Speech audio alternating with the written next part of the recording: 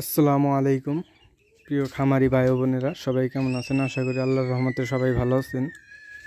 তো আমার মতো ভুল কখনোই আপনারা করবেন না।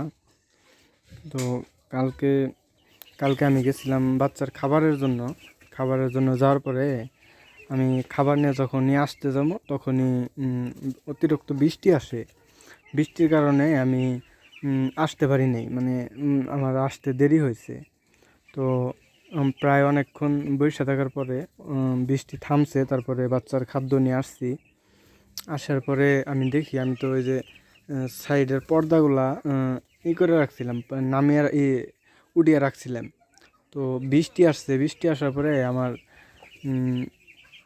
মানে আমার পরিবারের মানে আমার আম্মার কথা বলি। আমার আম্মা পরে মানে খামারে যখন বাতাসটা লাগছে শুরু, মানে বৃষ্টির কারণে বাতাসটা যে আসে, বা প্রথম যে বৃষ্টি আসলে যে বাতাস বা বৃষ্টি আসে ভিতরে, তো বৃষ্টি আইসা এই যে ইন দ্য সাইড দিয়ে ভিজা জায়গা, মানে বাচ্চারও পানি লাগে প্রচুর পরিমাণ।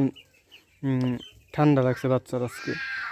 তো এই ভুলটা আসলে কখনো করবেন না। আপনি কাজ আপনি নিজেরাই গুছিয়ে রাখার চেষ্টা করবেন। কারণ আমি যদি বৃষ্টি বৃষ্টি ভাব ছিল যেহেতু, যদি আমি পর্দাটি নামিয়ে দিয়ে রাখতাম তাহলে আজকে আমার এই ক্ষতিটা হইতো না। তো আমার একটা বড় ক্ষতি হয়ে গেল। প্রায় অনেক বাচ্চার ঠান্ডা লাগছে, নাক দিয়ে গড় গড় গড় গড় করতেছে। আর কালকে একটা বাচ্চা মারাও গেছে। তো কালকে একটা বড় বাচ্চাই মারা গেছে। কিভাবে গেছে আমি সঠিক বলতে পারলাম না, তবে আমি যতটুকু বুঝলাম হয়তো আচমকা যে বৃষ্টিটা আসছে, আচমকা বৃষ্টি আসার কারণে ডাইরেক্ট যে একবার পানি ওদের শরীরে আসছে, এই কারণে হয়তো কোনো নেগেটিভ কিছু হয়েছে আর কি, তাই মারা গেছে। তো আপনারা সবসময় নিজের কাম নিজেরা গুছিয়ে রাখার চেষ্টা করবেন। আমি যদি পর্দাগুলো নামিয়ে রেখে গেতাম তাহলে হয়তো অনেকটা ভালো হতো।